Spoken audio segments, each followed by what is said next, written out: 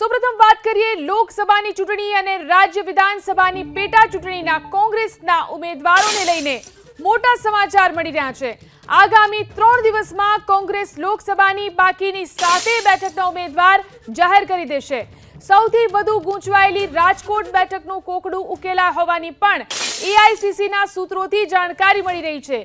તો મહેસાણા, સુરેન્દ્રનગર, જૂનાગઢ અને વડોદરાના ઉમેદવાર પણ નિશ્ચિત થઈ ચૂક્યા છે। રોહન ગુપ્તાના ઇનકાર બાદ અમદાવાદ પૂર્વની બેઠક પરથી કોને ઉતારવા તે પણ પક્ષે નક્કી કરી લીધું છે।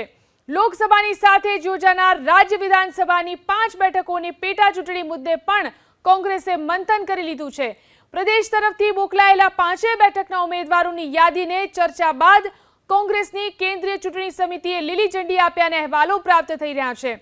બીજાપુર વિધાનસભા બેઠકથી કડવા પાટીદારને કોંગ્રેસ ઉમેદવાર બનાવાશે, તો માણાવદરથી લેઉવા પાટીદારને ભાજપના અરવિંદ લાડાણી સામે મેદાનમાં ઉતારવાનું નક્કી થઈ ચૂક્યું છે।